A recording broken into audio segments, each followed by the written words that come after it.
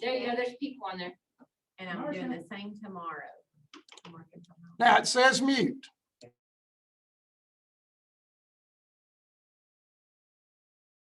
Unmute. Oh, there you go. Okay, can y'all hear us now? Okay. Yes, we can hear you. Okay, we are at. Yes.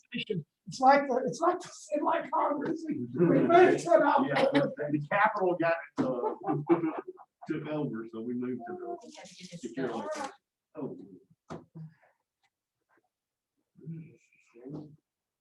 Hello, everyone. Okay, we moved to an alternate location, so at this time, can everybody see okay and everybody hear okay? Thumbs up, supervisors, if we can hear okay. Is that okay? Is that good? Who's that in the yellow, Tracy? Did she All right. give us That's a thumbs Tracy up? Hale, I think. Is that Tracy Hale? Yeah, but she didn't give us a thumbs up. Okay, everybody hear? There okay? she goes. All right, that's good. And I'll try to go back over to the deal to do this. So, Mr. Chairman, I'll turn it over to you. Everybody, all board members are present. All right. Item number 1 is approve the agenda. Has anybody got a problem with our agenda? Everybody good? Item number 2 is consent agenda. We approve the minutes for the December 10th meeting. We have no bus trips. We do have a request for Lois Bryson Prater to be a non-faculty boys basketball assistant coach. Where's this at, Mr. Curtis? East side. East side, you should have in your packet, everybody should have a packet tonight. I did. I saw If you look in your packet, Connie Foster has recommended Royce Bryson Prater as a boys assistant basketball coach. Who is this? Who's the coach? Who's the boy? I have to, Miss Connie, are you there? I don't know if Miss Connie had made it. I'm here. It took me a minute to unmute. I'm here. Okay, Miss Connie, the board would like to know who your head coach is. Rocky Burboa. How you like that name? Hey, Adrian, I love it. This is his 3rd year to be with us. Okay, and so this is Royce Bryson Prater as your assistant boys coach. Correct. Okay, board members, questions? No, she's got a thing in here saying he passed the drug test. Okay, thank you, Miss Connie. Thank you. Appreciate you being there. All right. Item number 3, the governor's executive order 71 on meeting size limitations. We're well under that. Ms. Curtis, you want to go over that? a little I bit? can. You've got 71 there, and 71 just basically extends where you can have electronic meetings. And so that's going to continue to be extended through February. So you're good. We're good for another month. If anybody needed to be at the real meeting, at the regular meeting, then you could still be, everybody could be electronic theoretically. And then the 10, there was some confusion on the 10. The 10 is for only social gatherings. Government entities do not classify that. The commission met, y'all met, Corey, because y'all had some members with COVID in some situations. We did, Some and we with actually, COVID, correct? we actually had an executive meeting also Saturday, so we actually closed it to the public Saturday, but we Zoomed it, and Right. also Facebook. Okay, so that's why the commission did what they did. So you're not limited in your meetings, however, because of the rise, then I would strongly suggest that we curtail.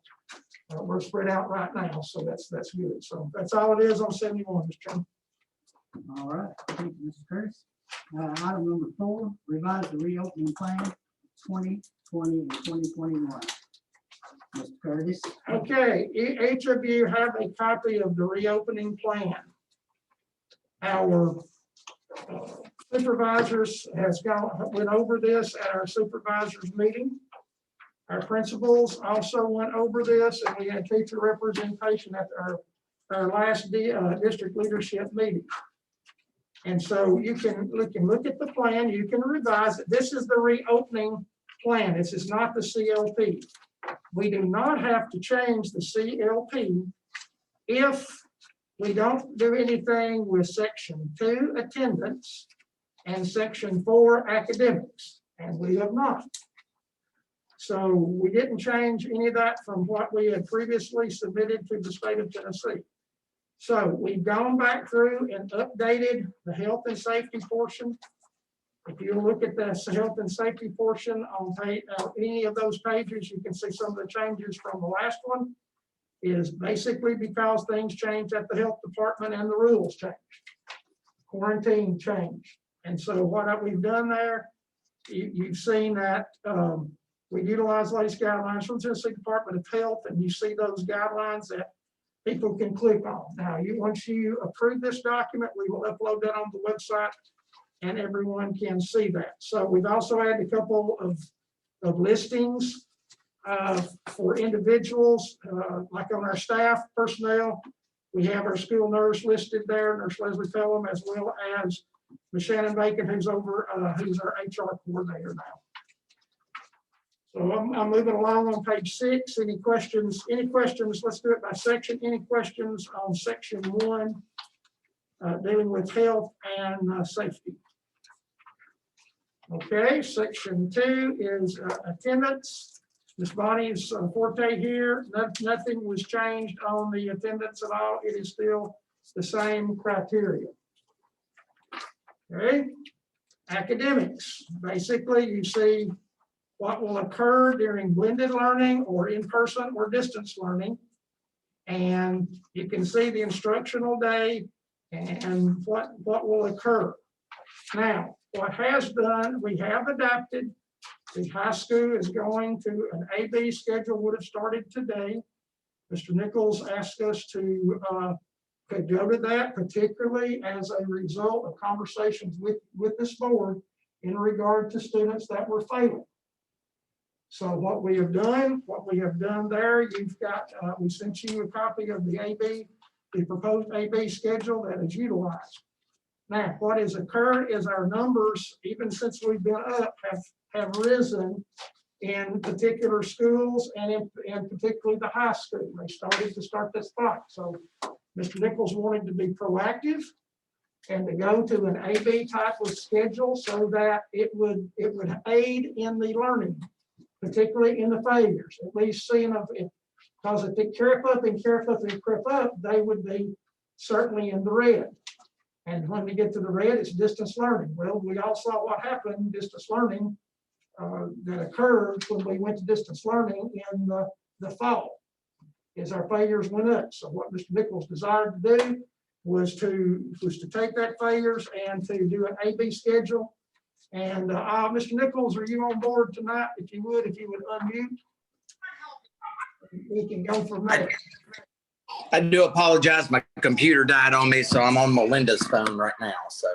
Okay, all right. So, Mr. Nichols, you want to talk a little bit about the AB program that we're starting at the high school that I've approved? Just basically just kind of give a recap. What we have done is, like you said, we've done distance learning and at the high school, and we've been on that a couple of times. And I'll just tell you, my numbers grow drastically very quickly. If one student tests positive, of course, they're changing classes 7 times a day. On average, that's been knocking out about 20 students. So with that being said,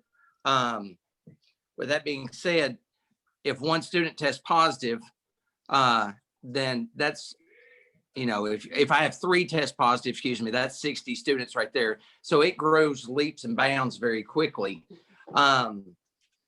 And it could very easily, we could be up to the 150, 200 mark of students having to be in quarantine with that. Our students, as across the nation, along with the ones across the nation, are not performing well on distance learning. On December the 2nd, I had 310 failures. We had to be active and proactive on that, on what we could do to make sure that this doesn't happen again.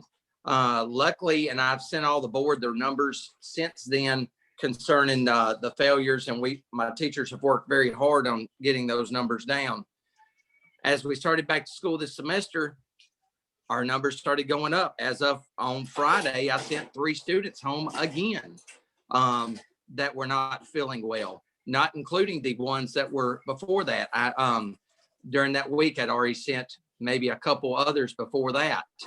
So I can see that trend going very rapidly. I already had 2 teachers in quarantine that were being tested at that point, and our numbers were growing. And so I went to Mr. Curtis and said, hey, listen, we've got to do something. We've tried distance learning. Distance learning is not, full distance learning has not worked. The one thing that we haven't done is an A/B schedule. And so basically, to get to your question, Mr. Curtis, the A/B schedule, what we've done is we took our student body and we divided it. A through K will report on Monday, Wednesdays. L through Z will report on Tuesday, Thursdays. This is synchronous learning. So those students that are at home on those days will be reporting just like they would if they were in class. For those students that we do have some students that don't have the internet. Those students will obviously have to be given a paper packet in order to receive instruction for those days. With our failures that are failing will still come in on Fridays, and we'll be making up work and as far as trying to get their grades caught up. I will go back and say that Wade had asked me to break down the numbers, and I sent to each of the board members on per class on how many were failing from the freshman class, sophomore, juniors, and seniors. Just for example, seniors who failed semester 1 class will attend makeup or credit recovery to try to make up that credit. Freshmen who failed semester 1 or math will attend to make up that credit. So what we're primarily trying to do is to keep our failures down, which we know that if we go back on distance learning, I'm very strongly afraid that we're going to face that again. High failure rates. How long do we plan to keep this in? Go ahead, go ahead. Mr. Nichols, how long do we plan to do this? What's your plan on trying? You know, ideally what I would like to see is that let's run this on two-week increments, and then let's see where we're at. I'd like to run it. Of course, we've been out these last couple of days here, or today and tomorrow, and then today would have been the first day. So I'd like to run this 2 weeks. Let me see if our numbers are going down. The biggest thing is I can space my kids out in the classrooms so that I can reduce the numbers and reduce those contacts. Somebody had asked me the question, we wonder how many of the contacts have actually received it from somebody who had, somebody that come in contact with them. I don't have the answer on that one. I don't have the data for that. But I will tell you that it is horrible to have to cut out 20 kids when one person tests positive and then they show no symptoms. When I think we all agree that kids need to be in the building, and I want them in our building, and I want them at Cannon County High School. But I know that if we don't be proactive on something, that we're going to end up being back full distance learning. Okay, I got 2 or 3 emails and 2 or 3 texts today. They were very informative. Courtney, I guess we're done with. Any questions? Yeah, any questions for Courtney? Any other questions? Thank you, Dory. Thank you so much. Thank you. Thank you, Courtney. Thank you. Appreciate Mr. Nichols, your help. Thank you. Miss Emily Hancock sent me a text, and she didn't hear it all. I shared stuff with you. Miss Tracy Hale sent a really good email today, and she brought up a lot of good points. Yes. I'm sorry I didn't get back to you. I will, Tracy. I think the biggest thing I took from what she stated, and you guys already know that, is the teachers are extremely overworked. They're under a lot of pressure. And I understand that we are too. Tracy also brought up the fact, and the board has discussed this already, but we have a lot of kids sending in work a month late, 2 months late.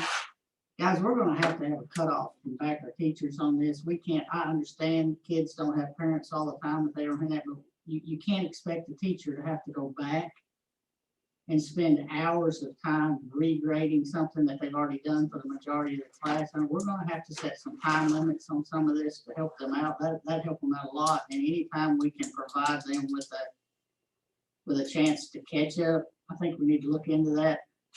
If this AV schedule works out a lot, I got to send some emails back out, try to be patient with us. We're experimenting. We are. None of us know exactly what we're doing, and we don't.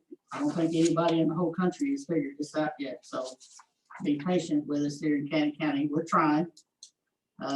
We understand your concerns, but I do think that we need, in this plan, we need to put some type of limit on those, on that turn-in, on that homework, because you don't allow kids to come to school every day to do that. And they're right. We don't do that. If you're late, you get a 0.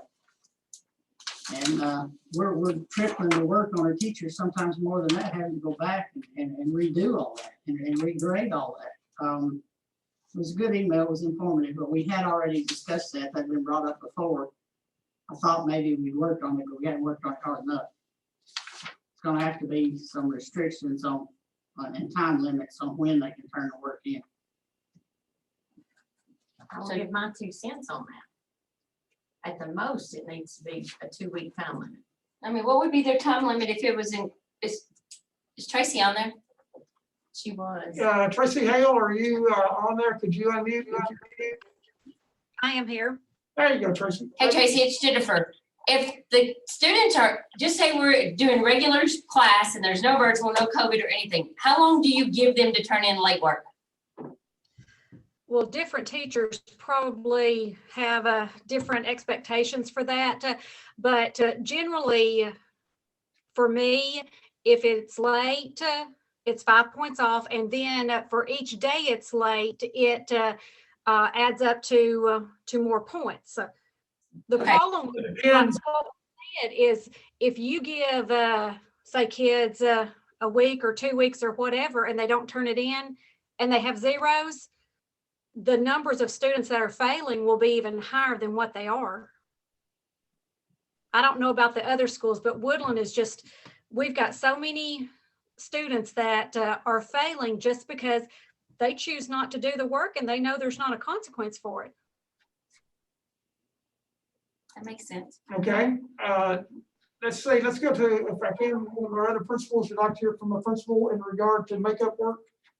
So let's thank you, Tracy. I appreciate it very much. I appreciate our conversation earlier. Mr. Curtis, this is Miss Karen. Can I go ahead and speak to this?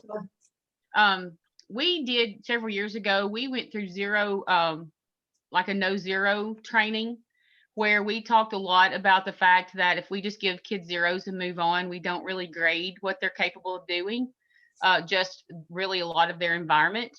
So my teachers, most of my teachers will take makeup work through the end of the 9 weeks. Now it is just exactly like what Tracy said. There is points deducted for that. There are consequences for that because that's really a behavior issue more so than academic most of the time. So when we're not in a COVID situation, there are consequences for that, like loss of privileges and those kinds of things. And they do lose points, but we do give them the ability to turn that work in until the 9 weeks closes for their report cards. Okay, how about another principal chime in? Mr. Curtis, I can jump in. Yeah, go ahead, Ms. Todd. At Eastside, we've just had a lot of requests for print me out everything my child owes you. And, we've got everything on Google Classroom and we can't do that. So I've started telling my teachers, tell your student, tell your parents, can you get that student to do today's work? Because we've done it in the past. We've printed everything out and handed it to them and got nothing back. So we're like, okay, if you can do today's work, then we'll talk about yesterday's work and just work backwards. And sadly, sometimes they won't even do today's work. So it's a challenge. It really is. But we just had to put a stop on going back and grading old work because the grading through the Google Classroom is such more labor intensive. So our teachers just don't have the time to do that. And I would also like to add, once they're on virtual, it's much more difficult to dole out punishments or consequences for that. So I have asked my teachers to pick out 10 to 12 of their most important assignments and make sure that those get completed and graded, something that would be, I mean, it should all be standards based, but the things that they feel like are the most important, because if you're handing out assignments every day for 9 weeks, that's difficult to keep up with. That may not be a best practice, but with this, the way the environment is right now, we just have to do what works for all of us. I think is what we're seeing is when you have students that maybe have been on quarantine maybe 4 or more times, and we have that, and then they're getting behind each time, and then that work is coming in, and just like Karen said, we do accept the work until the end of the 9 weeks, but that's 9 weeks worth of work coming in just at random times, and it piles up. It's a lot on our teachers. So I do think it would be very helpful to give them some time to work on that, and also bring in our ones maybe that are failing so that they could get caught up on that. Okay, Hey, Jennifer? I have a question. I guess it's for all of the teachers and principals.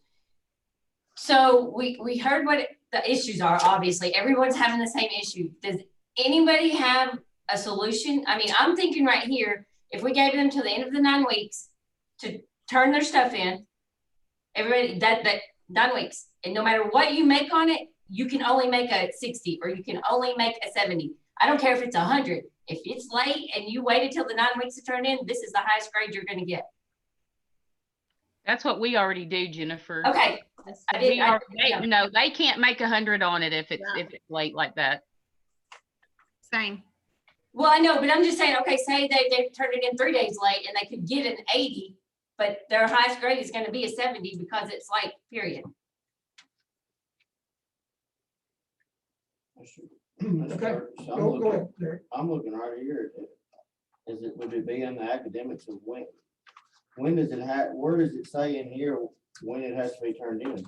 I'd look at student expectations. I think the problem is- on page 90, but the problem is, They're all turning it in so late, the teachers aren't having time to get it graded before report the cards. They're 9 getting weeks. piles of work from 30 Well, students. I mean, I just might be blunt. page 19, I think, is student expectations. Dr. Milton, Marcia, would you unmute there? I'm gonna be blunt right here real fast before Marcia gets on here is, when I was in school, and I've got a former teacher here and several former teachers on here.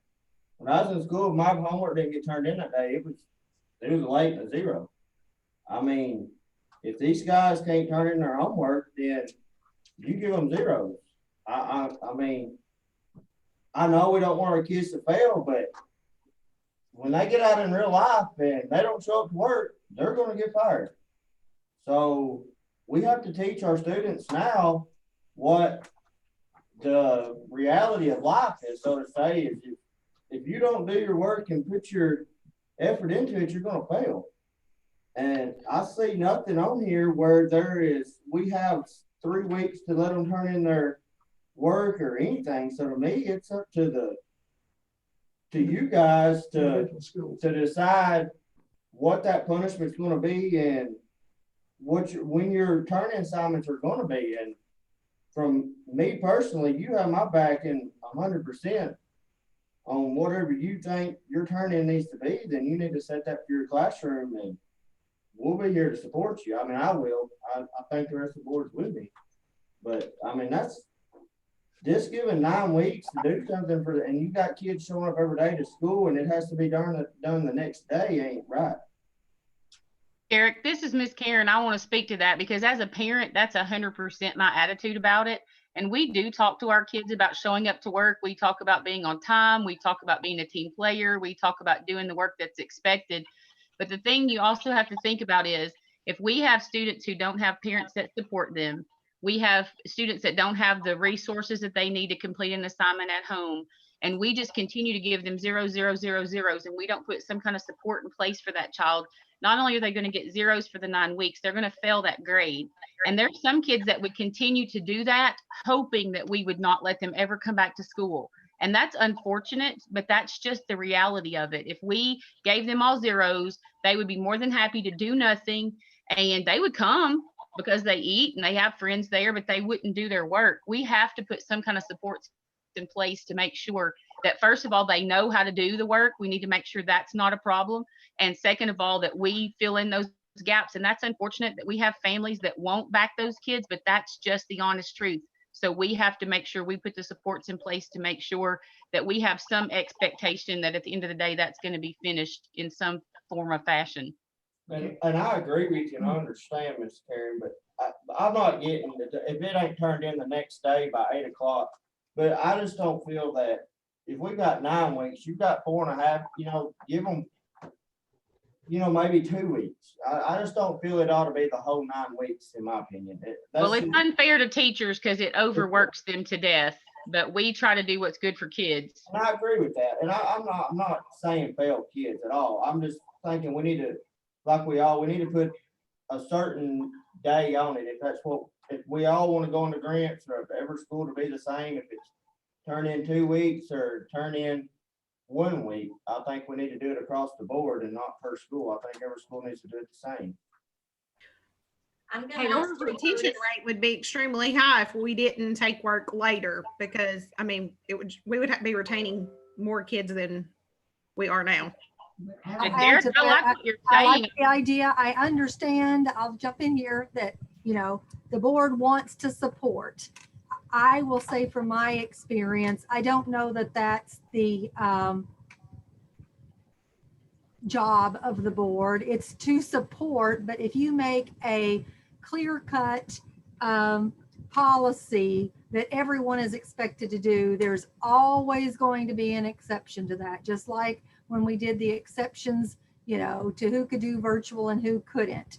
And I realize that we're having lots of problems with it. You've got a parent right on the chat line, but there's a teacher that's spoken in the chat line. There's always going to be an example of why not. And once again, is the work that they're doing to show what kind of support system they have at home, which, as Ms. Karen talked about, some of our most needy students don't have the support at home. Parents may be working till 7 o'clock at night themselves, and they cannot, come in and try to get 6 hours worth of school when they come in from school at night. These are just really hard times. I just think we have to have a lot of grace for teachers and our staff, and we have to have a lot of grace for our families too. And what works for one school might not work for another school. I've always heard, I don't know if Auburn's on here, I've always heard about the book that Auburn has, and that works for them. No other school that I know of has the book. So, everybody sort of gets just sort of like, I know we've got general discipline policies in place too, but every school has the ability to tweak those as needed. And I like what you said, Ms. Felton, was the board's here to support. We're not here to make them policies. That should be up to Mr. Curtis and yourself and all the supervisors to do this. And I agree 100% with what you said. And I'm glad you said that, because that's really where I wanted to get to, was y'all need, Mr. Curtis and the supervisors and the principals and need to get together and figure out what that is and what's best for each school. I have a question, Ms. Karen, you just popped up, your name did. Maybe you can start, because I haven't heard anything from you about this. So we have the issues here. We've been talking about our kids need support. I've talked to multiple of you today, and most of you talk about we need our kids in the building. I'm 100%, you need the face-to-face learning. Those kids need support. Our teachers are overworked. We need a solution. I really like the educator in me. I love the part of Mr. Nichols' plan is Fridays. They're going to have kids come in that are failing, and they're going to be remediated. They're going to get that one-on-one time, face-to-face with the teachers that they need to work with. And then hand in hand with that, our teachers that are having this backup and all this grading, both types of planning going on. They're also gonna have some time to get some planning done and to get some work done. Ms. Karen, does that work in the elementary setting to have that type of day? I think it's going to be more difficult with our lower grade kids. I think our upper grade kids would be okay with that. My teachers are very supportive of having the 4-day schedule with the flex day, simply because of the things we're talking about with them not having the time to get the kids caught up. They would like to have the kids in the building. And we have talked about an AB schedule just to see how that would work. And we talked about this in our principals meeting, that it wouldn't be we would have kids in person on Monday and everybody else is doing packets. It would be we would have part of the kids in the building, and our expectation would be that everyone else would be on virtual. So everyone would hear the instruction. That would be the expectation. It would just lower our numbers to keep our COVID numbers down. So in a perfect world, if we could make this work, the students would all hear the same instruction. So if we can make that happen for even 75%, I think, yes, we could make that successful, as long as our students are getting on. And then if we had Friday to help those kids catch up, then maybe we make some kids come in who weren't turning in work, did not get on. Maybe they were supposed to be on Monday, but they didn't. And we say, okay, now you have to come in person on Friday. So I think we could make that work. We would have to tweak it. And I think even though overall it would be the same expectation, I think we would have to tweak it per school to say, who is it we're needing here on Friday? You know, what's the expectation for Friday? And we would have to watch our numbers. But I think we could make that work. I would hope not for the whole semester, but I think we could make it work until possibly our COVID numbers and the threat of that goes down. Do you think it would provide some consistency for a few weeks until? I think it would. Maybe just say till, you know, spring break. I know Courtney said 2 weeks at a time, but, and that might be the best for the high school. I'm not sure. But I think with the elementary grades, if we're going to do this, we need to do it long enough that there's a routine there. These kids need routine, and that's what we're missing right now. Absolutely. Karen, don't you think that would make it harder on the teachers, having to do full class and then full virtual at the same time? Well, I will tell you, Javen, right now, very few of my teachers are not already doing that, because we have kids that are on quarantine. We have kids that are waiting on tests. We have kids that were approved for virtual already. I mean, at any given time, I may only have 2 teachers in my building that's not already doing that. Same I would for love to go ahead, Angela. I'm sorry. Same for us. Our teachers are already doing that, Jabin, just like what Karen said, because we have students that are approved for virtual. I have right at 20, a little over, already out just since we've been back from Christmas break, that are on quarantine. So that spread out all over our building. So our teachers are already doing that. And what I was going to say, just like Karen said, it feels like we're already on an AB schedule because we have students already participating in distance learning at home. Now, Friday, flex days, that would be so helpful to help these teachers, get all their grading caught up, bring in kids that need remediation. Our problem is the more kids that we get working from home and distance learning, the more behavior problems we have and the more failure rate we have. So if we could keep our kids, as long as it's, now y'all know I'm about precautions with this virus, but when it's safe to do so and we can keep these kids in the building, we're going to be better off, I feel like. I would also like to say I did a survey with my teachers today because I wanted to represent them. I wanted to bring you guys the information that they said would represent them, because I'm not in that classroom. And that's exactly what they told me. And my special ed teacher also suggested that within numbers that we would keep as many special ed kids in the building as we could, because they need that everyday consistency. So we would like to look at numbers with our special ed kids and have them consistently in the building. And a lot of other counties are doing that their special Karen, I'd like to go ahead and address that, the special ed students Go ahead, coming. Ms. Julie. Okay.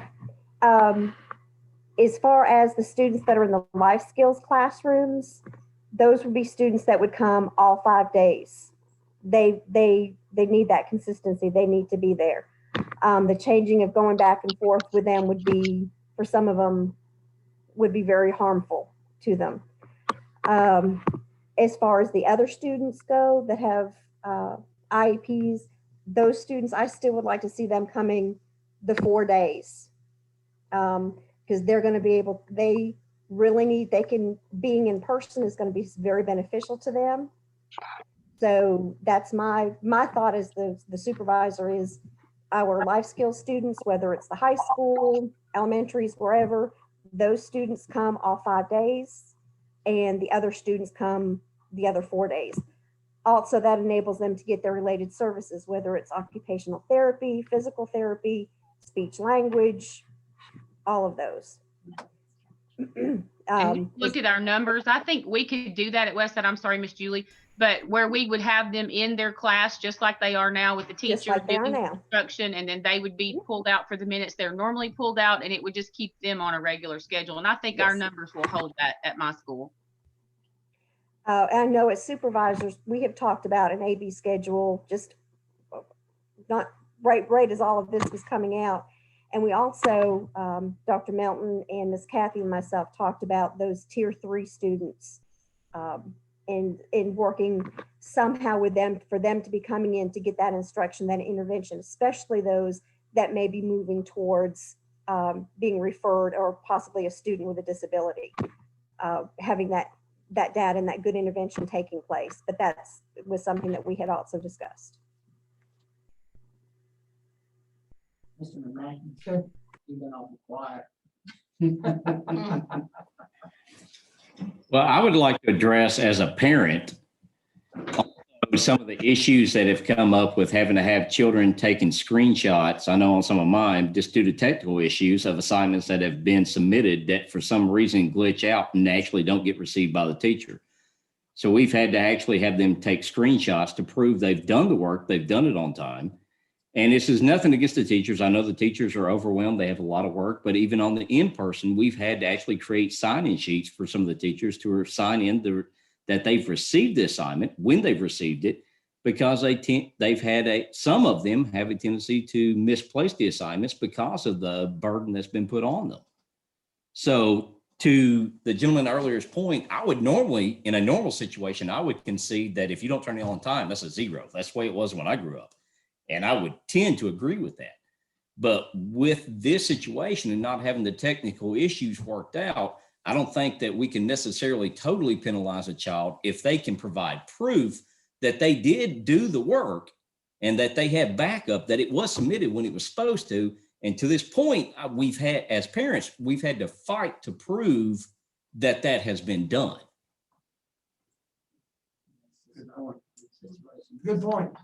And I would like to speak to that as a mom. I'm a principal, but I'm talking as a mom right now. That actually happened to my daughter, who is always an AB student. And she brought home a 30 on her progress report, and we had to have a discussion. And it was the very same thing. We had lost some work, but we were able to retrieve that work. So that might be a conversation. If that happens again, maybe call the principal, because we were able to retrieve her work. It did not show up. The teacher did not see that she turned it in, but she had proof that it was turned in, and we were able to retrieve that. So that's just something we need to talk about. That's probably communication more than anything. She no longer has a 30. It is, and I agree. And it's only been on very specific programs. It's not the Google Classroom, it's the other program they're using, the other Scholastic program, that if the teacher goes back in and opens that assignment back up for some reason, it sometimes wipes out the assignments that have already been submitted. And it puts that child necessarily at a disadvantage because they may have done that 2 or 3 weeks ago and may not have the retention of necessarily the fresh retention, I should say, that they did when they initially did the assignment. So we just need to bear in mind that, as we work through this, we can't necessarily penalize children that have done the work. That's why we've had our children take screenshots of every single assignment to back up that they have done it and they have submitted it. I know that majority of parents are not doing that. Probably a lot of them don't even know that that's an option, but it's one that needs to be communicated out. And that's not, and I agree with you, and I'm not thinking I'm not penalizing every student. I'm trying to get the attention of the ones that ain't trying and the parents that possibly ain't out there trying. I wish Well, and that, I I wish agree that with you. parent was like Those you exist. and was taking screenshots. I mean, my wife takes screenshots and sends to her, my son's teacher sometimes. So I mean, I agree 100% with you. I'm not trying to penalize our kids. I've just been, we need to have some kind of set thing when, whatever they decide. So we need to have a limit somewhere. That's all I want. And I'm thankful you're doing that. Thank you. I mean, because that helps. And like Miss Karen said, they get lost, and I understand that. But I think you got the kids out here that ain't trying at all, and the parents that ain't helping at all. And I agree with you. I just think it would be beneficial for the school to possibly communicate out to some of those families that may not even know that that's an option, because there are people in our community that are not aren't tech savvy. They don't even know what a screenshot is. It wouldn't be a bad idea to communicate that out, that when you complete assignment, when you've submitted, to take a screenshot to show that you've done the work. Or a picture, Right. just a plain picture. Okay, Mr. Chairman. Thank you, Mr. Trammell. Anybody else have any more questions? One thing I'd like to clarify, Mr. Chairman, is in regard to AV. We've got 9 Fridays between here and spring break. Now, part of those days, like next week, is a 4-day week already. You have a 4-day week on the week of the 18th. You would not have a 4-day week on the week of the 29th, or 25th, excuse me, the 25th. So if you made that a flex day on January 29, and then the next week, we do have a 4-day week already because of first professional development on February the 2nd. So the other flex day would be on the 12th. The following week is a 4-day week. You have President's Day on the week of February 15th. Then on the 26th would be the next flex day.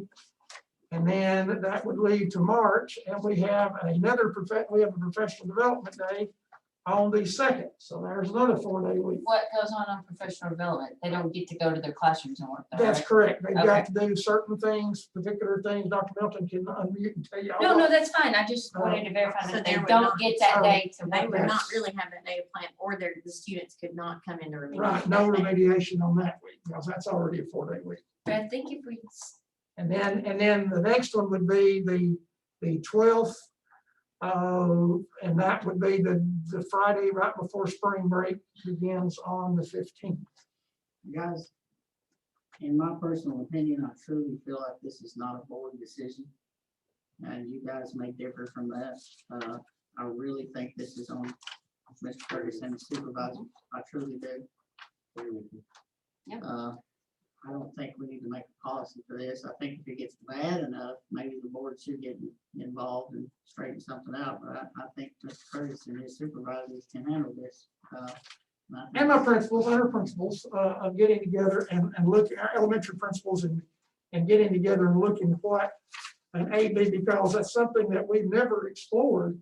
We've either been full red or full green. So, Mr. Chairman, if I could, if you're delegating, say that you're giving us the permission to go ahead and do that, me and my team, we will start on that. First thing tomorrow. I think you already have that.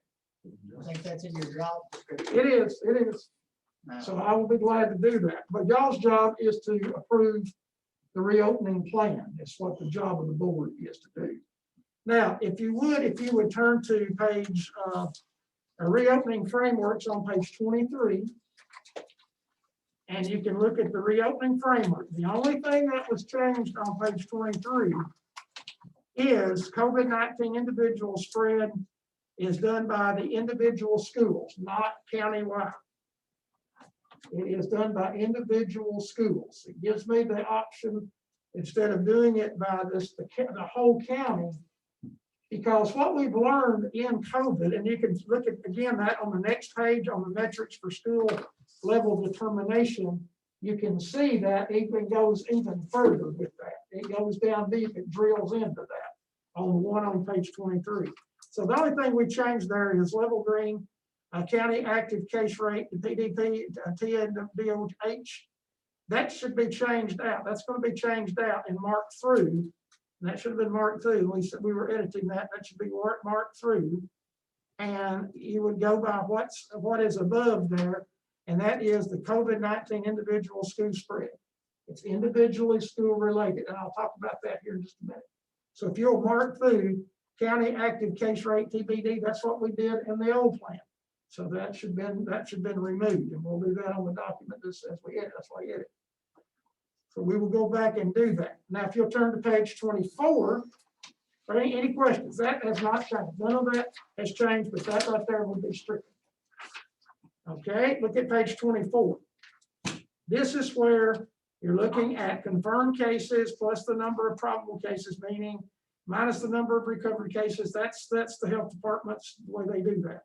What we've been doing since the beginning with Nurse Leslie, she gives us, and I've been submitting that to you, so you're seeing the numbers. We do that for informational purposes. You see those numbers, and and I put those out on press release as well. So we've got confirmed cases, and you got probable cases. Probable cases are cases that could be determined. That should be changed instead of probable cases. All that's health department jargon. So what we've been doing is cases and contacts. Contacts is what's got us in trouble. So if you look at the bottom chart, you can see the level determination. The information below represents the threshold for low, moderate, and high spread based on the percentage of active cases contacts among county students and staff at each individual school. An example, Auburntown had like 3 contacts totally. Now, earlier in the year, we had major problems in Auburntown, and they had to be shut down. And this is what you can't figure with COVID. COVID, you think you got it figured, but you don't. You would have thought the biggest cases would have been the high school or Woodbury Grammar, Woodland, or one of the other schools that had a larger population. No, it was the lowest populated school we had. That we had to shut it down because of staff. And then the student numbers swelled too. And so we had to, that was at Labor Day, if you remember. Since then, when Woodland, Woodbury Grammar, and then when those cases were going up high right after Thanksgiving, the 1st of December, Auburntown's cases was low. They were begging me not to go virtual because they were low. But because of our plan was based on the county-wide numbers, then we could not do that. This plan changes that, so it deals with individual school, percentage of school, staff, and students. So either your students or your staff. Now, that can get you there 2 ways, because what we have found is the staff population, you could be down in staff and not necessarily be down in student. I feel like I'm okay, I'm listening. we need to swap. But that's what got us in trouble at many of our schools, particularly like the high school, was the student numbers, but also the staff numbers. You couldn't find subs. And so sometimes in COVID, what we've learned, staff will get you before students will get you. Or sometimes the students could get you, and your staff has been okay. Maybe you've had some staff, but so what this gives, it gives me and my staff the flexibility. Now look at your percentages. All right, 0 to 10, less than 10%. You're still in the green, slow spread. You're getting it taken care of. Now, moderate spread, that gets between 10 to 15%. That's cases and contacts both. So that could get you into the yellow, meaning you got a moderate spread. You may have to go over here and do some things as such as an AB. And then the red, if it's greater than 15%, either staff or student, then it could shut that school down.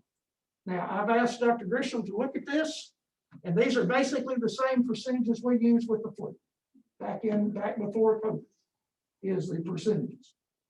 So what this does is give us the capability to look at this on a school by school basis. Now, one thing I will work through with the staff, and we'll call it a special call meeting with our staff in regard to AB, There may be some special circumstances there. If we do the whole county and you have the whole county as flex day, a flex day or whatever, that's fine. However, you may get into a point, you may get into some points there where schools have to shut down and go total distance learning. If you do, then we'll try to get them back and follow the health department's help and get the health department to assist us in and Nurse Leslie. By the way, Nurse Leslie needs a raise. I'll put it that way. She has done incredible work, as you've heard me say multiple times. But Nurse Leslie has done incredible work during this pandemic, being our RN here in the county. So by looking at that, we can shut down schools or go to distance learning on an individual school basis instead of looking at county spread, because county spread can change. So you have any questions on that, on the matrix itself? So if you give me which you have already done that, then what we will do, that puts me to the point where whether we go, if we're green, yellow, or red, but you can have, theoretically, you could have 3 elementary schools in each category, or more in each category.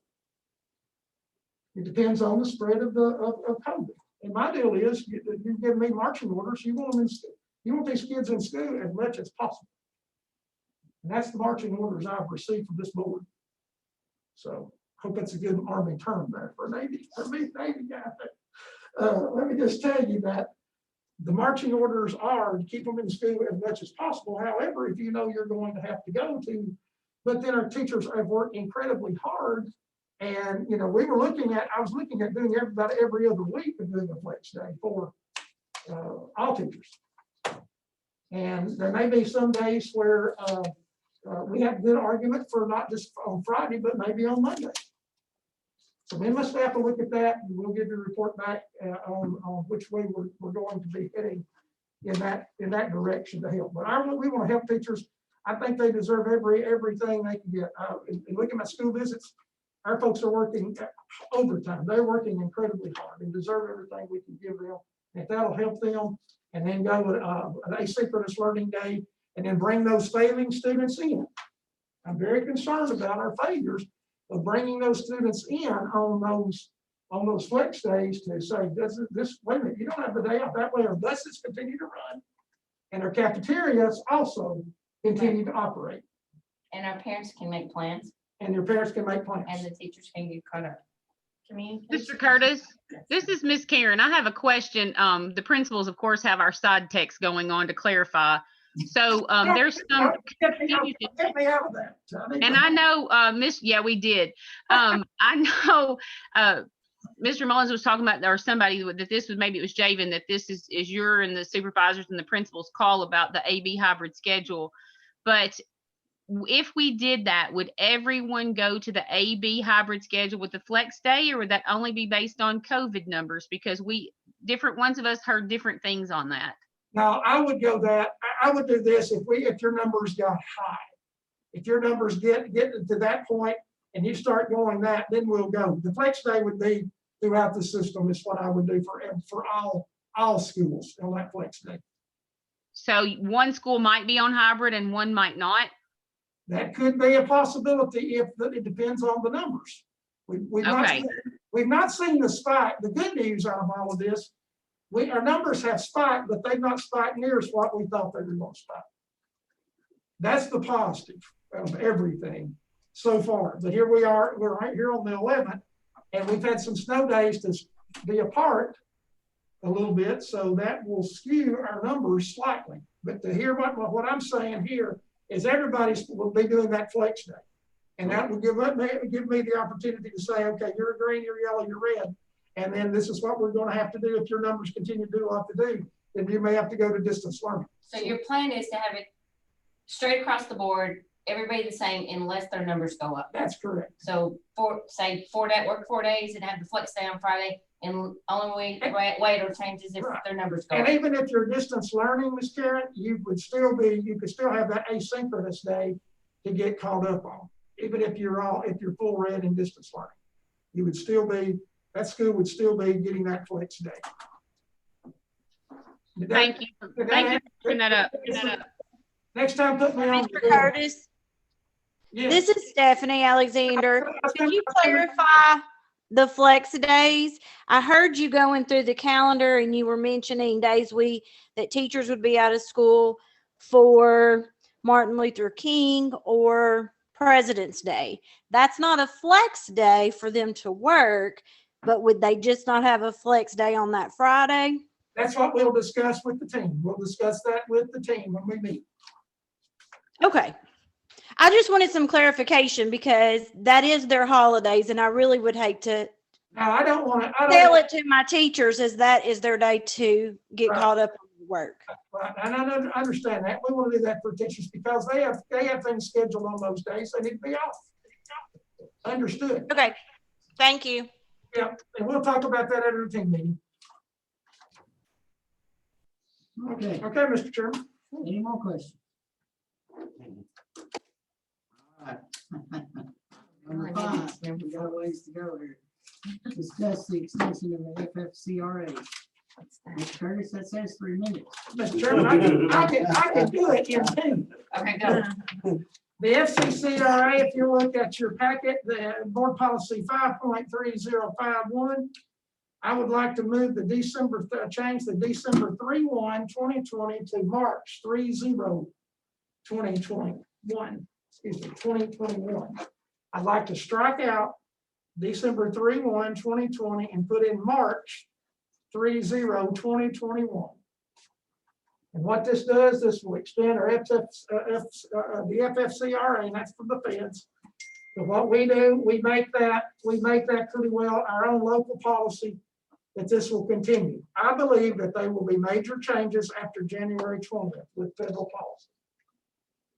But this just changes. But this just changes it, it just extends it on, they still get the leave, they still get the telework. Because COVID is not going anywhere. And my belief is that the feds will change FFCRA.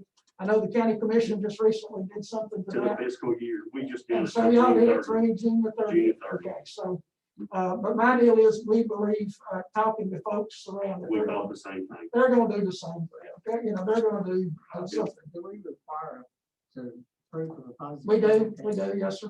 That's part of it, that's part of the policy. Totally. Can I ask you a question? Our policy said that if we had a county employee that, for example, had COVID and exhausted their 40 hours during March and December of 2020, they're no longer eligible for that extra pay, but they can use their like sick days and that type of. Absolutely, that can be done here too, so. Well, I'm not We've saying got that. I'm people just that's never wondering. had, we've had people that's had COVID, we've had some that were turned right around and then were exposed. And then they've had a child with it. I mean, we've had multiple instances of it. And, we don't want people to, have to lose up all their sick days. Well, not only that, you want to make sure too that they can afford to buy food and rent and, Absolutely, and get paid. So that's what this does, Mr. Chairman, is just extends it at least through March the 30th, and then we may have to extend it even further back after that. So, but I didn't want to go too far out because we may be changing the whole policy again when there's an administration change. So did I do good? Did I do good 2 minutes? 3, and I think you passed it up by about 2. But anyway. Anybody else on the board members, any more questions about that? Very good. Okay.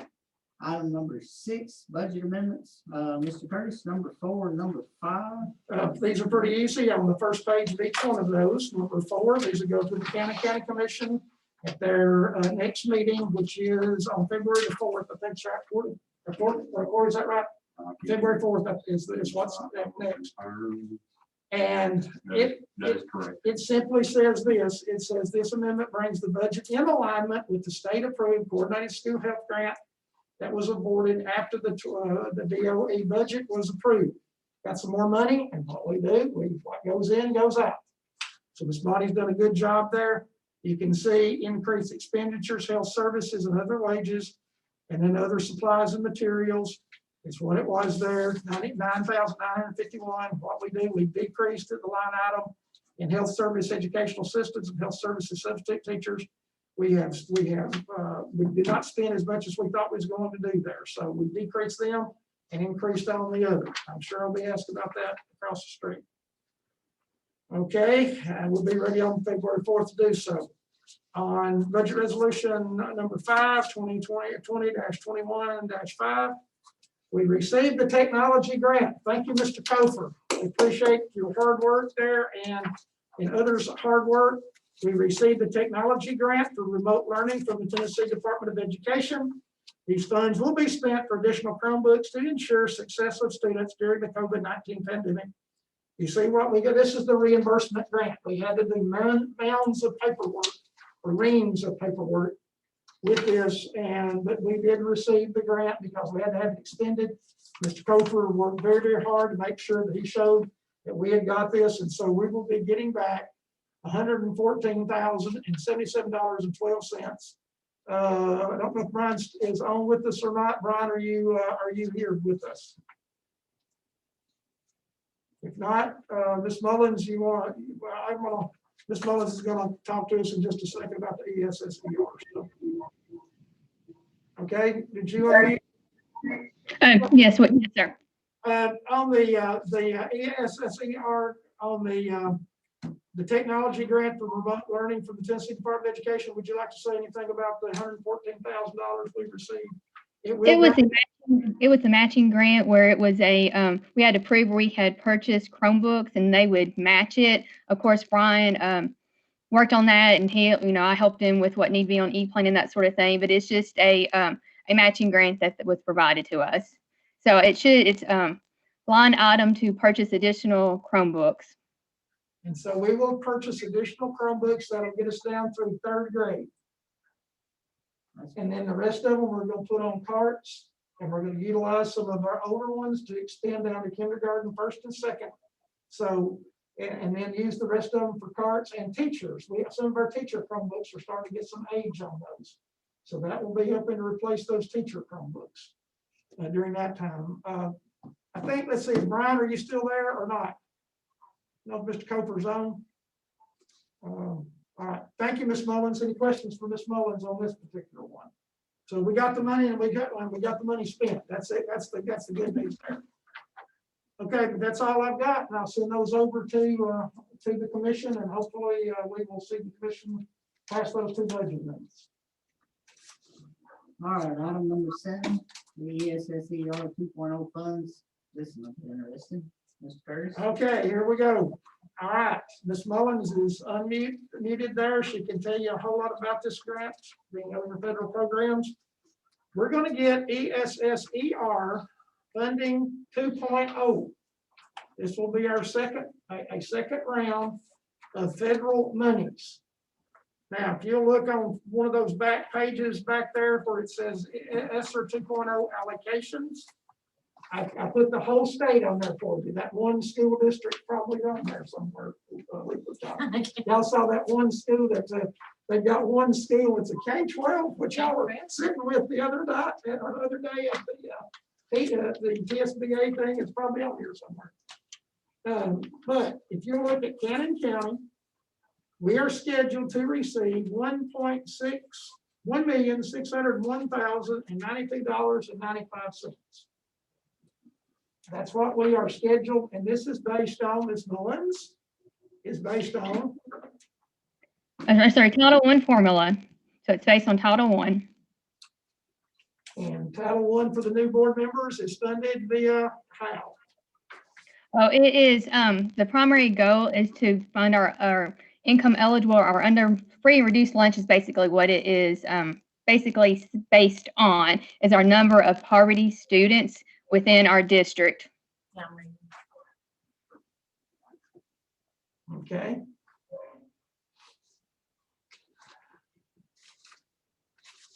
All right. Okay, so I can tell you a little bit what I do know about it so far, ESSER 2.0. The application has not opened yet. It's scheduled to open January the 20th. Right now, our state of Tennessee is in the process of filling out their application to the federal government, and then our application will be open January the 20th, where the districts will fill out the application through E-Plan.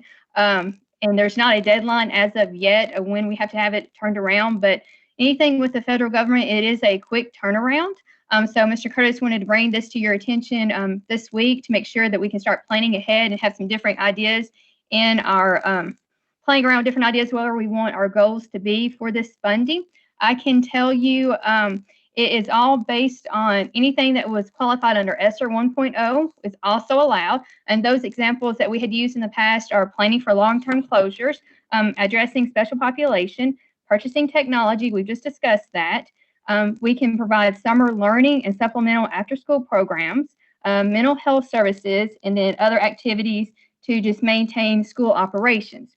However, new this time, they have added 2 new things, addressing learning loss, which are just emphasizing it more.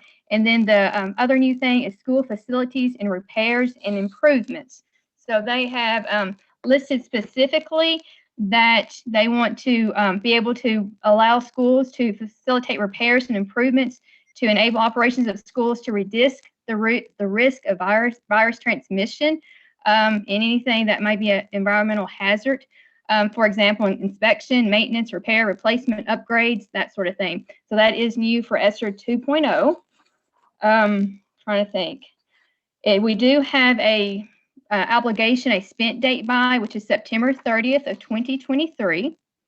And that's kind of where we are at this moment. They're slowly releasing information as they receive it from the state receives it from the federal, and then they're releasing it to the state level or local level. I was on a call today with Eve Carney, and they talked about a specific question that came up was about what the improvements might look like. And improvements, if you're doing improvements to actually spread more students out, then that's an improvement. And that would be one that would be looked at as being approved. So that is one that's already been looked at, that is approved. So this board needs to give us my team some direction on which way you want to expend that new money coming in. So that's where you've got to tell me, okay, Mr. Curtis, this is plan A, here's plan B, and then I will get with the team, particularly principals. I've asked principals to give me need assessments for each one of their schools. And that sounds like a lot of money, but I'll tell you, it will go quick when you start looking at building additions or looking at spending on new refresh units or like that. So I will need direction from the board on how that me and my team, when it comes time to submit. And we anticipate, Ms. Mullins, we anticipate about a month. Is that right? Something like that? That's be the window? Right. So if it opens September 20th, I would anticipate, it being due middle of February. And then of course, it'll have to be approved and that sort of thing, any revisions made in the process. But I would anticipate funding early spring, mid-spring, early summer. But again, these are just guesses. We've not had anything released, any tight deadlines released yet.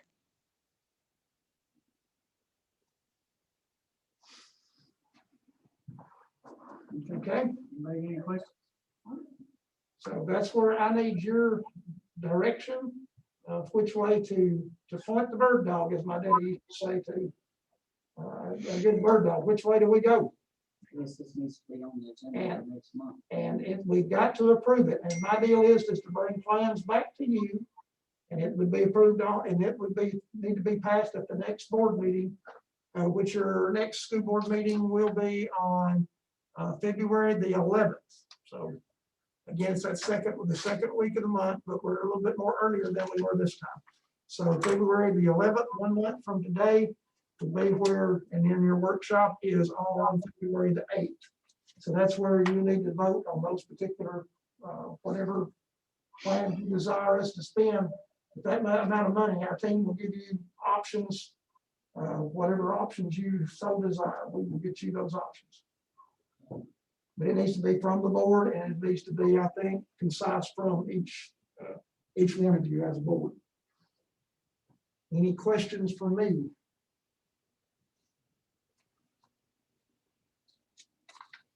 Item number 8. Thank you, Ms. Bowles. Yes, thank you. Review policies 2.200 through 2.900 fiscal management. Mr. Curtis. I already got, there you go, section 2, fiscal management. But you probably talked a little bit about this at your orientation meetings with TSBA, that we look at the fiscal management. Some of this has been changed due to the 81 Act.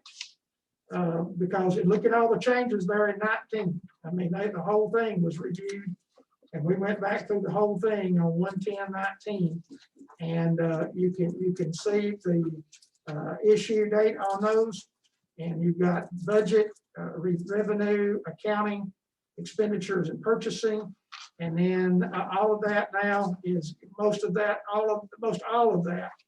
is now handled by the finance office. That we were working with our employees there as part of that finance office. So your main part is budget 2.200, 2.201, and 2.300.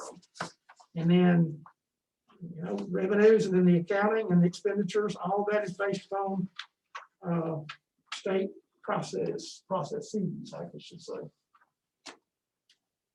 So just a review, just so the board has reviewed and looked at it. And can make changes.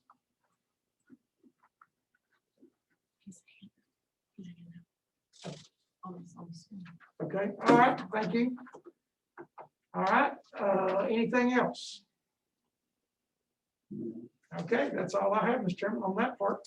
Item number 9, selection of budget workshop dates for February and March 2021. We have one. Okay, I'm sorry. Hey, Neil Applebaum's got a hand up there, Mr. Chairman. If I No, he's saying no. No, he's saying Okay, okay. Well, I saw a I hand. saw up. the hand. So I was like, Aletha's been scanning the screen. So. I'm trying to take care of you, Neil. Maybe Neil's just waving, Mr. Chairman. Sorry about that. Thank you, Aletha. Aletha's my spotter.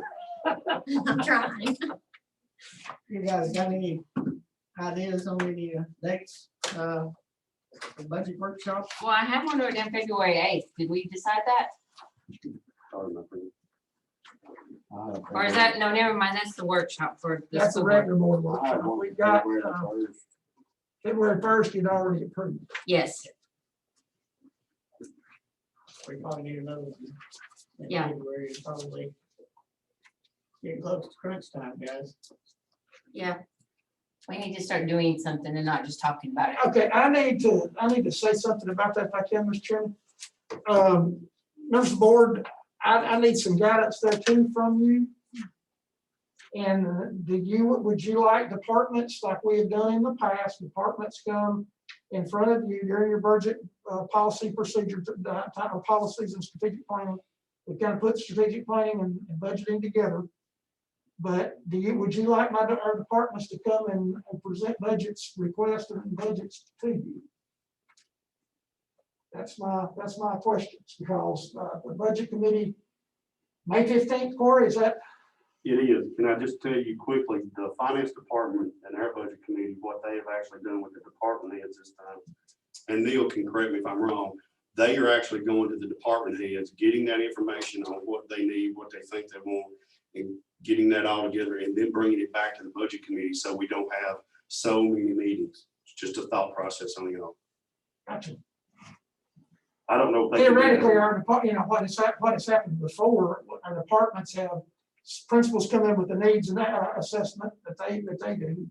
And then our department heads, meaning let's say nutrition, and then you got your others dealing with like Douglas does on finance, and you have another one dealing with special education, and yet they would bring in and say, this is what money we've got to have to operate off of. And then you know your biggest line item certainly is personnel, which y'all been through that, and I know y'all had your training on that. But I just need to know, do you want me to go ahead and start scheduling during our budget or our next budget workshop, which is coming up on January the 25th? You want me to have my department set up in about 15-20 minute increments that they come in and talk? That's what I need to know. I've been through several.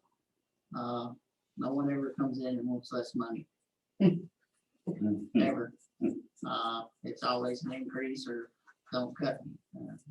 It's totally up to you, Mr. Curtis. Okay. If you think they need to I think y'all need to hear from them again. I don't Y'all think heard I'm from gonna- them, y'all heard from them when you first came on the board. Okay, The principals? the principals, and you heard from the department heads.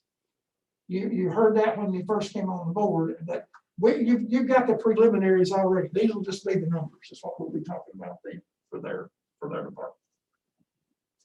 You thinking March on that, or? That's what I was looking at. I was thinking we go ahead and get them over with, we get them over with. It's fine with me. That may be crunching my staff a little bit by having them, it's scheduling maybe 3 or 4 by the 25th, and another one maybe on the 1st, and then when you go into February, or you want me to wait down the pike on those, I can. I had budget workshop written down for the first. Yeah, I do have yeah, it's that. on the 1st, January the 1st. Yeah. But I can go ahead and we February. can go ahead, February Got 1st. February written down. Yeah, February the 1st is what I had down. So we gotta approve that. We gotta come up with dates for February and March now. But I'll get a schedule then. I will get a schedule, and we'll try to get those scheduled and have those knocked out of the way so you can know about what our other departments are needing as they go forward with that.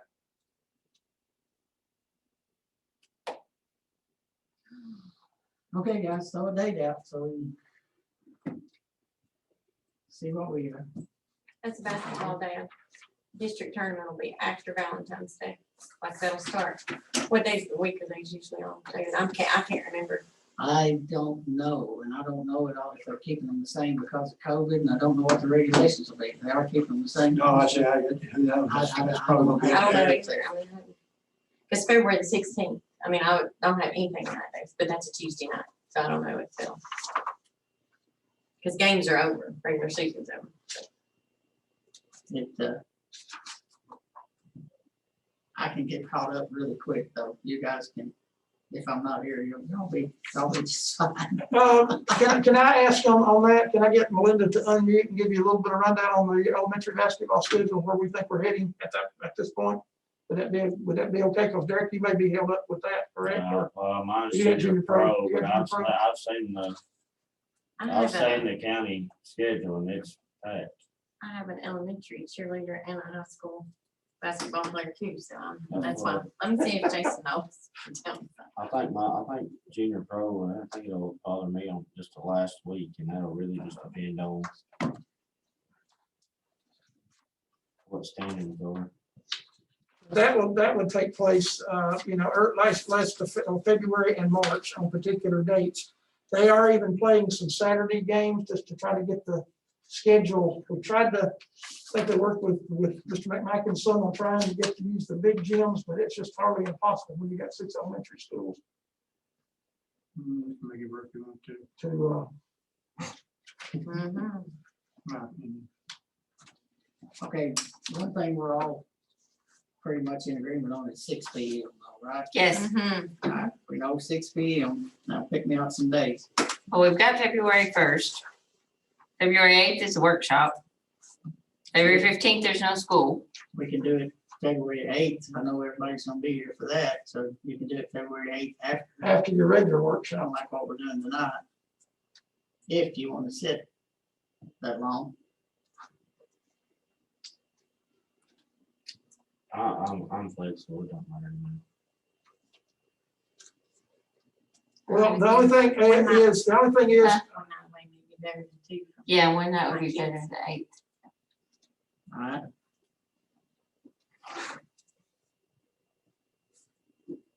so after the That's regular getting, meeting, that's getting 2 in right there at the beginning of February, which is all right. Y'all want to try to shoot another in February, or do you want to push it out to March? When do we have to have it done by? May? 15. May 15th. We don't need, We have tournaments the 22nd to the 27th, so who knows? I hope not. Well, I'm talking about, Melinda has unmuted.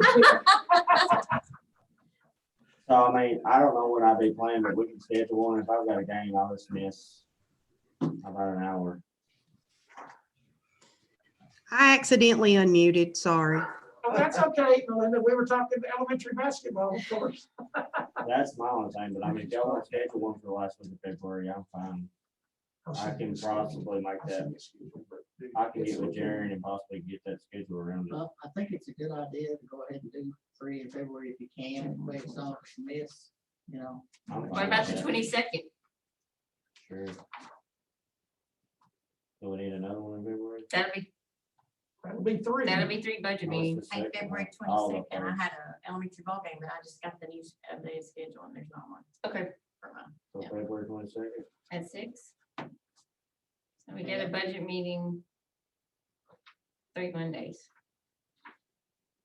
That's pretty good. That way you'll have what total of what? 5 of those in before the end of February? That would be fantastic. What was the other on 22nd? Mhm. All right, give me something for March. As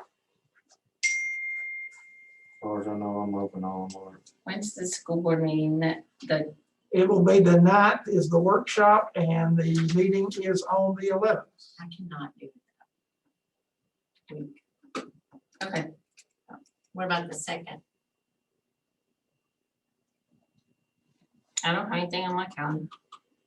I don't know where- Wait, I'm good. Ain't March the 2nd? David? Let's do it. We'll see. Okay, Jake then. I'll try. the 2nd, Franny? The 2nd, did you say? Uh-huh. Yes, sir. That would be a long day, but I can do it. Yes. When is the At board least that's a meeting? PD day. It's the next week. The next week is the The 9th. It's on a Tuesday. The Okay. county commission meeting does meet the 4th, so I could not be Yeah. there on March the 4th. So because we- I'm We over there. actually have one the 22nd, and the next week, that's on a Monday, and then the next Tuesday, you have it on the 2nd. We can set some new meetings, some new meeting dates, budget workshops Okay, at the board meeting that time. on the February board meeting or the March board meeting. Yeah, so we got February the 8th, February 22nd, and March 2nd. Yes, sir. All right, let me do those again. Okay, February the 22nd, February 8th, February 8th, February 22nd, and then March the 2nd, correct? Yep. Okay, I've got them too, so we'll put those in the, we haven't voted on as, that. well, like I say, we'll put those on the agenda then, when we're ready to vote. All right, is Ms. Patterson with us? Ms. Patterson, there she is, go ahead. Okay, Ms. Patterson, you're up. Okay, just safety wise, we just ordered our COVID supplies for the central office, which means the district. That's bus drivers, all the buses, our offices, and food service. And that's also our nursing supplies. I would like for all of you to know that Miss Joni, her mom passed away this past week. Please keep her family in your prayers. It's with 3 nurses, when we have one out, it's hard to scramble sometimes, but they're doing a terrific job. The schools, the principals have until the 15th to order their supplies. This all goes through the TEMA site, and we're good to go. That's it. Thank you, Bonnie. Thank you. Appreciate you, Miss Bonnie. Okay, Mr. Curtis. Okay, I think we got about everything we can possibly talk about on mine. We'll have you a financial report, hopefully on, we'll get with Douglas and have the financial report ready for you. Our COVID numbers, we've talked about that, so I don't think I want you, y'all got the latest numbers, were sent last week to you. That's the latest numbers that I have in regard to COVID. So let's, we'll talk about that a little bit later, and I'll give you another update at the meeting on Thursday in regard to the latest numbers once we return. But we're slowly going up, but not hardly as the level that we thought. Ms. Mullins, if you could unmute for me, please. I have the district achievement summary report for you, Ms. Kathy Mullins. There you are. If you could go ahead, and I have given each of them a copy of this in the packet. So each of them has a copy of the packet. So I'll turn it over to you to give the latest numbers on IXL. Oh, okay. So you're my IXL, making sure. Yes. I was just going to start including these in your monthly packet.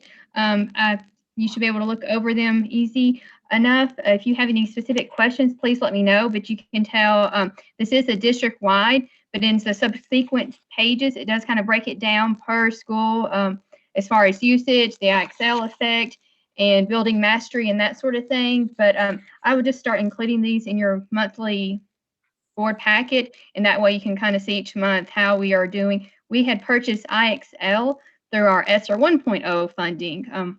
All the principals had requested it to be used, which of course it can be used both at school and at home. And you can see that, I'm sorry, Ms. Mullins, you can look at that. Board members, you can see on the, I think many of you are interested on the back pages there about each school, where you can see the summary of this district, and then each page has your school. Okay, questions? And of course, I can break this down per school as well if we need to, but I thought this is for the board packet, just a good district-wide report.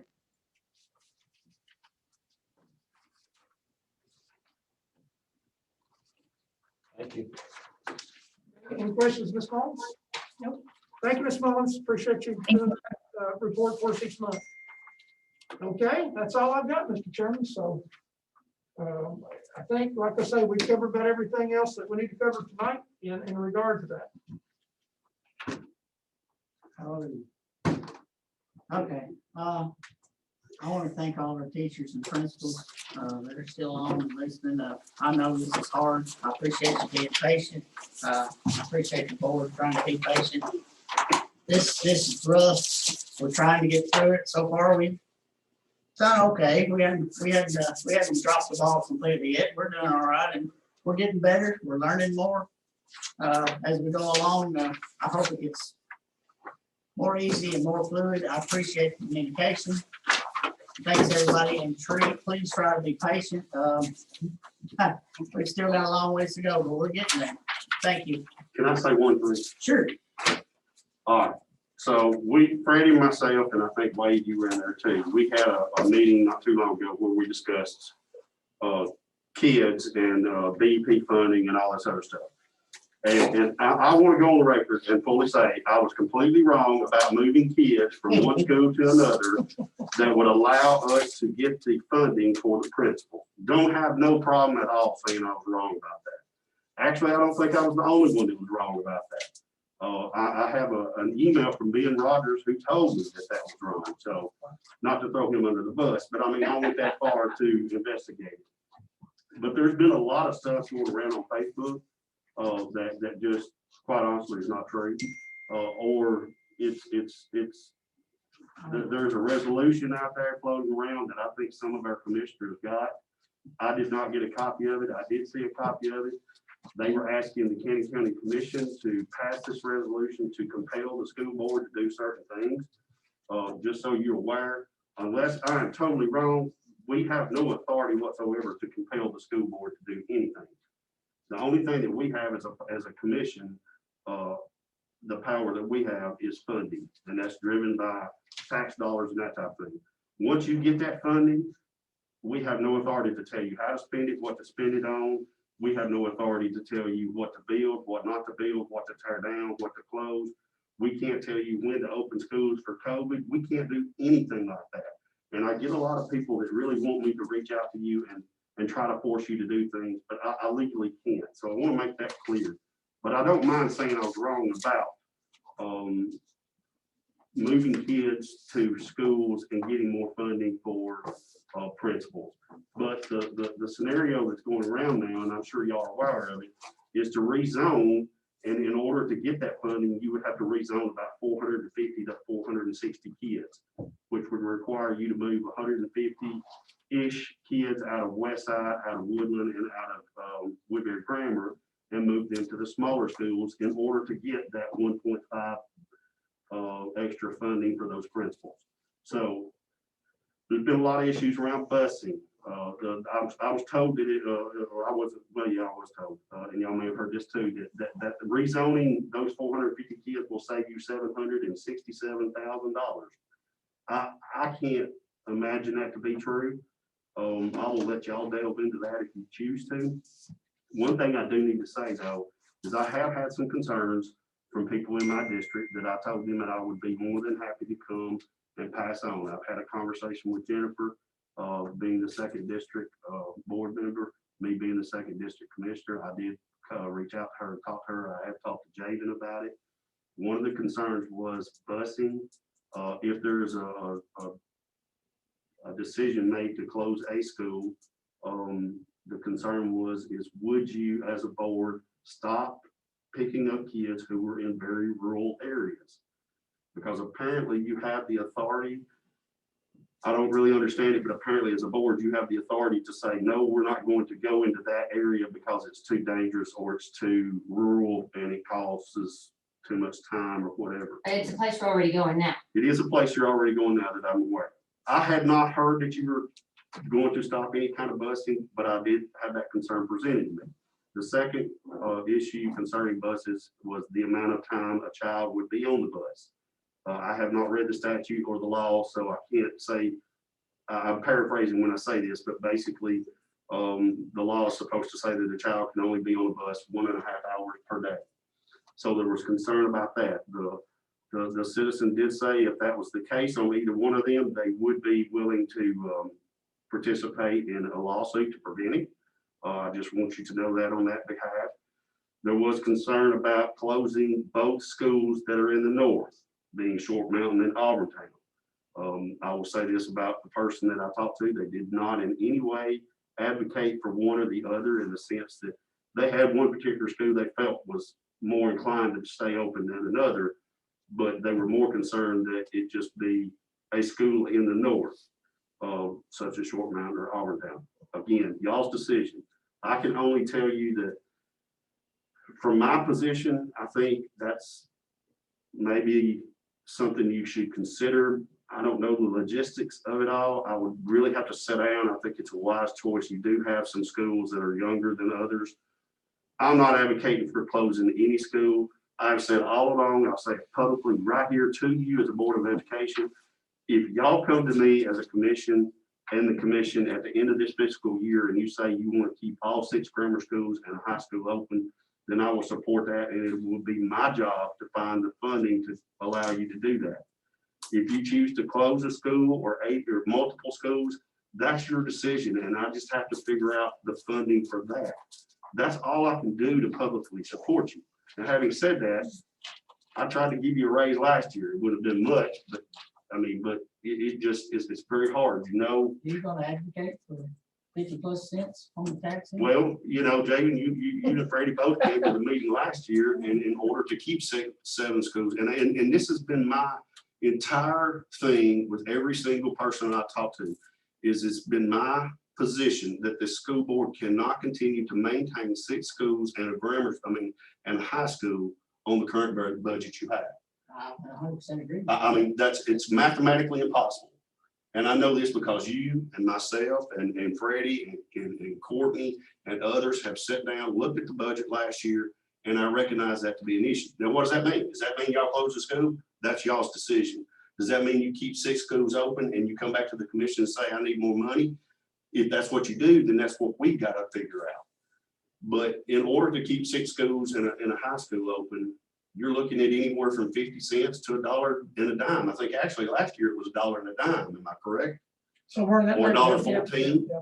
So imagine me as a commission trying to go back and get 6 votes to increase taxes by $1.14. Well, Mr. Davenport.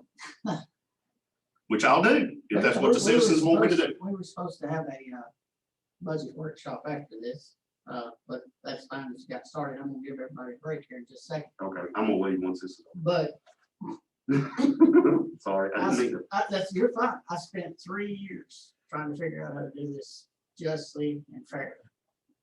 The people of Cannon County refused to give $35 on a vehicle. They also refused to give 1 penny sales tax increase. Now, I've got people out here complaining and fussing, and I understand where it comes from. I truly do. My heart's in it too. I was born a Tiger. I went to school at Eastside. I'm a Tiger. When I die, I'll be a Tiger.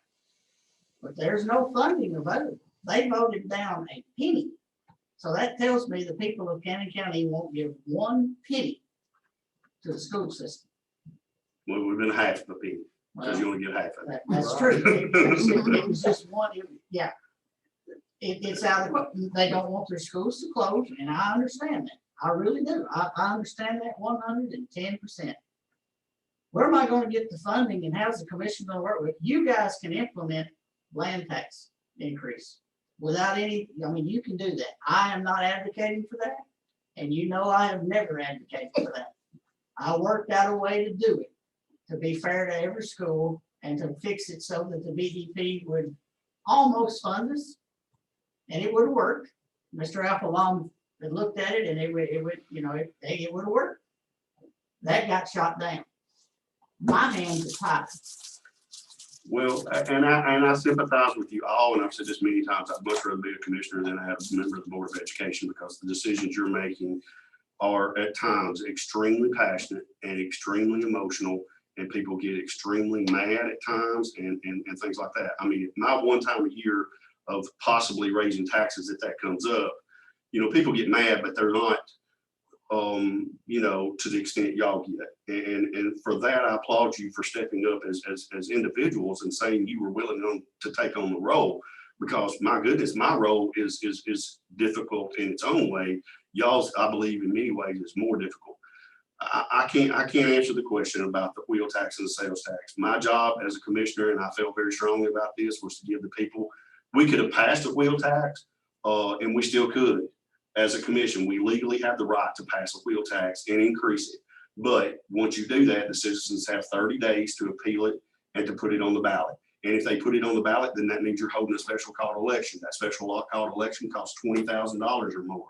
So then I'm turning around spending $20,000 to have it defeated. So it's kind of pointless for me as a commissioner to put it on the ballot. In that, I mean, to pass it without putting it on the ballot. So that's what we did this year. We totally understand that. I know, but I could not come out, and I still won't come out for a tax increase or against a tax increase, because I feel in the role, what it does is it's a little bit unethical for me as a commissioner to support either way, because I had people on both sides of that issue, and I could influence them to actually vote yes on a tax that I would be turning around spending their money. I don't think that's really fair. My job, and I thought I've done as good a job as I could, was to educate them. And I did. I pushed it as hard as I could without saying you need to do this or you need to do that. But I got blamed for it. I've been told I'm pro shutting everything down and all this. And just for the record, have I ever come to any of you and said, yes, I want to shut all of it down? No, I have not. Well, that's not my decision, and I'm saying that there's a true separation of powers between the commission and the school board. Let's just say that the commission decided to raise land taxes to support our schools. You're opening a door that I don't think you'd ever close, because in a couple of years, when teacher salaries go up again, and they will, anybody that hadn't been in the system for 20 years gets pay increase every year till they reach 20 years. I've got to cover that, okay? 3 or 4 years go by, I need more. Commission, you're gonna give me more. Well, Jamie, this is our conversation we've had many times. And Cannon County, though, the schools have basically not received any more. That's exactly what I was going to say. For The about problem, 10 years straight. the problem is you've been 68.5 cents for X amount of years, and during that time, salaries went up, maintenance went up, insurance went up, food went up. I've spent reserves year after year after year to keep us the way we are. I don't have a whole lot of reserve left to do that. No, but to our defense too, we are currently giving you more than what we're required to give. I'm not arguing that point. I know, but I want the people out there to understand that too. I want the people of Cannon County, though, to realize that you have a 7-school system and you're a small county with no tax base. Now, in years past, it worked, and it worked greatly. But every county around us has either adapted or gone in a different direction. And it's pitiful for me to be sitting here having this conversation over funds. But it's not just funds, it's academics too. We have struggled for years and years and years, and I've been to the commission many times to argue, and I get test scores thrown up in my face. We are not doing it financially well because of the way we're structured, and I don't know that it's the reason we're structured. I've had many conversations with Freddie over this.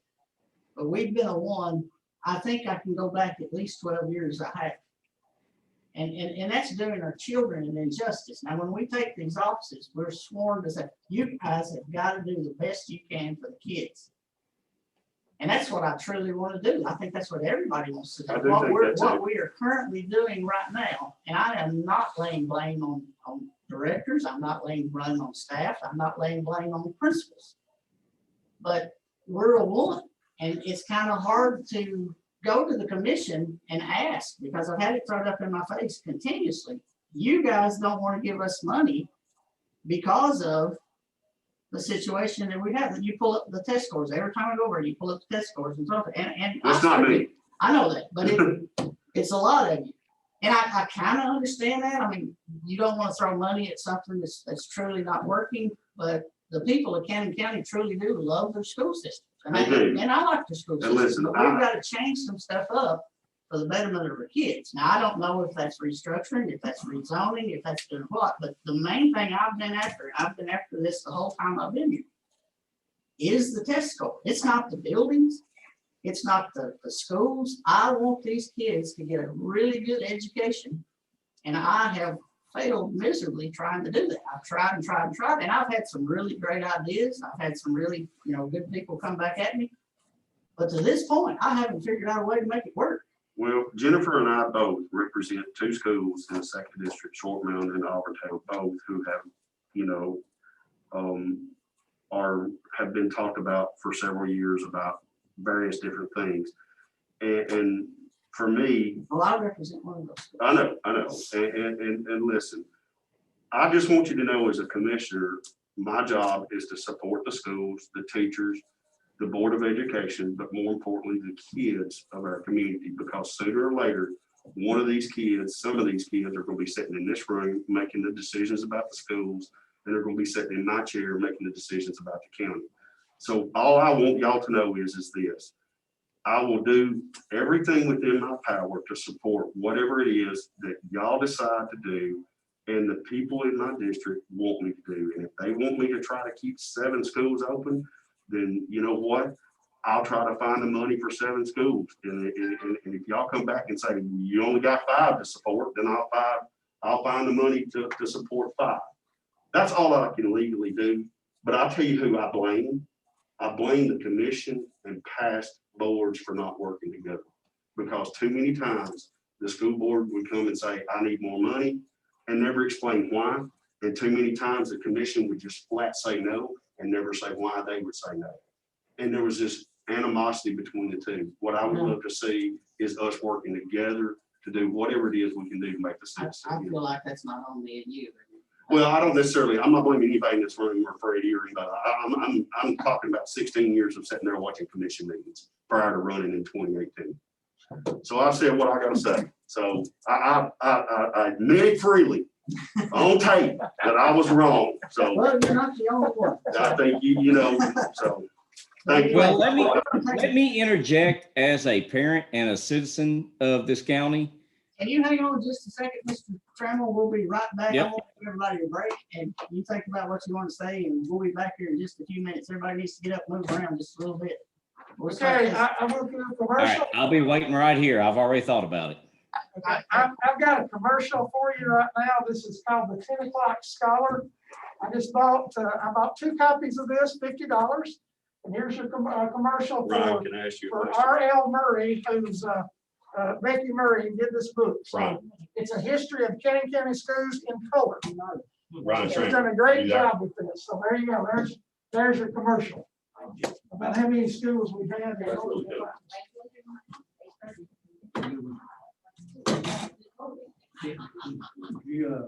You can't have names in there? Not yet. Not yet. More than the 50. Oh, yeah. So there was a cutoff, When you look at the 50, something came in somewhere, it must have been in the 30s. when you look at that's the amount of schools right there at some point of this stuff. I'm wrong. Okay, shut up. Crazy. Need a copy of that map.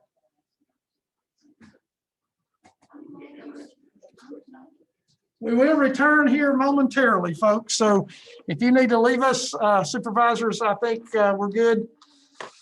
So appreciate y'all stopping by tonight and being a part of us. And we will be coming back here momentarily. So if I can learn how to operate this here, just a second. So we shall return here in just a few moments.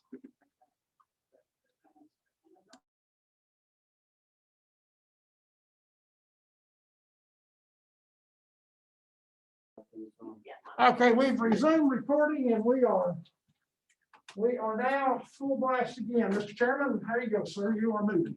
All right, Mr. Trammell, are you there with us? I am. Okay. Now you've got freedom to say whatever you want to. Okay, thank you. I wanted to address the issue of the potential of closing schools throughout the northern district of the county. Again, I would like to state that I'm not advocating for any school. My issue is the thought of this board closing schools without an adequate transportation plan for the students in that county, in compliance with the state law of being able to transport children within an hour and a half, no more than an hour and a half on a bus, without being able to claim the county, without being able to claim remoteness, because none of these families move to an area of remoteness. If these schools close, they would have the issue of remoteness inflicted upon them by the county. So I'd like to go on record that the county cannot necessarily claim that from a legal standpoint, because the county is actually doing that onto these families. But my issue more so is beyond that, why I'm not advocating for a potential school, is if you closed all the schools in the northern half of the county, the school is going to have a detrimental impact on the property values of property throughout the northern half of the county. And quite honestly, if you close both these schools, you're going to cost the northern half of this county millions in property value. And I don't know if that's something this commission has taken into account, but I can tell you it's something that the landowners of the northern half of this county have taken into account. And it's something that will be taken very seriously in the next election, if this is to take place. Understand. I would highly doubt there would be any member of this board, quite honestly, that would still be sitting here if this takes place. I understand that too. Understand, but understand too that there was 5 open positions this year and 5 people ran out of 14,000. I completely understand that, and I wrote myself in, quite honestly. Yeah, but did you run against us? Did you put your name on the ballot? I had no idea it was coming up, and I had no idea these issues were sitting out there until all this came to my light, until it was brought to my attention. Because, I mean, quite honestly, myself, along with many other people in this county, were very well busy. This was not brought to my attention. Once it was brought to my attention, then of course I did my research into it and found out actually what this board is attempting to try to do, and the impact that it would actually have on this county and the actual property values in this county. Well, before you say this board, I was officially a board member September 1st of 2020. And what was on the ballot in November was already voted on the previous board. So let's clear that this board did not put that on the ballot. Now there's some clarity there, and I'm not talking against the old school board. That's what they thought was best for our children. But this board, the people in this room, 4 of us in this room besides Mr. Javen, was not on that board that voted for that to be on the ballot. And that's perfectly fine. But what this board is talking about, what this board is considering, is still detrimental to the county and detrimental to the property values of this county. Okay. Anybody got any questions? Mr. Trammell, you got anything else you want to add or say? I'm not trying to be confrontational. I'm not trying to be accusatory. I'm just wanting to let this board know that this has got the attention of multiple individuals. If we decide, I understand. I'm perfect. Honestly, I was for a property tax increase. I don't think $10 to $20 a year is going to really hurt anybody. I don't think that's going to be a major issue for anybody. I do think that $150, $200 a month in gas for people to transport their kids to school is going to be detrimental to them. And I don't think the community necessarily thought that through. So that I'm not putting that on the board. I don't think the average person really thinks of the overall impact. I don't think that's well communicated to them either. So let me just be clear in, I'm not putting all blame on the school board. I'm not trying to do that whatsoever. I'm trying to work around the fact that if we move to an issue of consolidating schools, which may have to take place, the idea of closing both schools in the northern half of the county is going to have a detrimental effect on the county that I don't think financially is going to be recoverable for the northern half of the county, and is going to have a reach across all counties as far as funding as well as just the overall effect of the economy, that I don't think this board really understands the effect of what they're going to do and how far reaching it's going to become. Let me say one thing. Well, I'll say two things. First of all, officially, this board hasn't even discussed what you're talking about. Number one, I mean, that's just the truth. Whatever has been talked about in the community, or whatever hint of this or hint of that, or whisper of this or whisper of that. Am I right? Have we talked officially about any school closing? Not been on one agenda, has been not one workshop. So there's no way to communicate something that hadn't been talked about. Well, I never stated that you communicated, that you discussed it officially. Okay. We've not discussed it unofficially. But if we closed every school in the county, every property owner in the county would be affected according to your theory. So it wouldn't just be. That's correct. Okay. Well, if we go bankrupt, that's what'll happen. Yeah. You do realize that, right? I do, and I have a copy of the budget. I'm currently going through it. I've spent years in finance. I'm very well versed in it, and the idea of closing all of the schools in the northern half of the county, quite honestly, is just foolish. And it's going to open the county up to a lawsuit. Well, that might be debatable, but that's your opinion. No, it's not debatable. It will happen. You have to have standing and merit. I don't know. And I do. Once again, I said that's debatable. That's for It law. is not. That's for law. It is not debatable. There is standing, there is merit. It's already been discussed. We'll check on that. You can check away.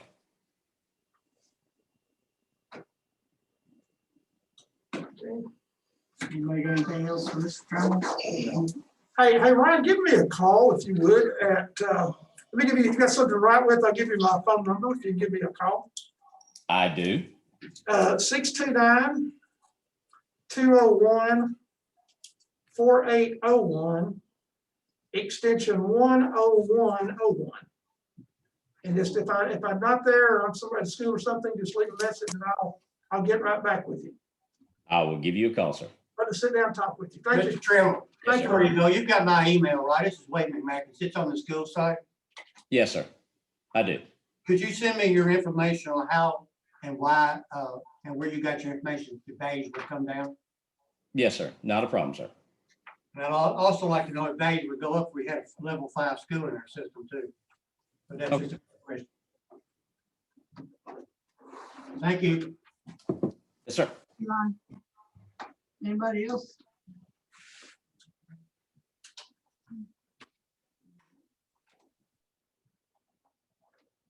Okay, y'all want to talk strategic planning, or do you want to, we've been here so long, you want to just wait for one or the other? Yes. Want to wait? We'll have to talk about it. Okay, all right, we're done. See y'all. All right, thanks folks for staying with us. I appreciate you very much.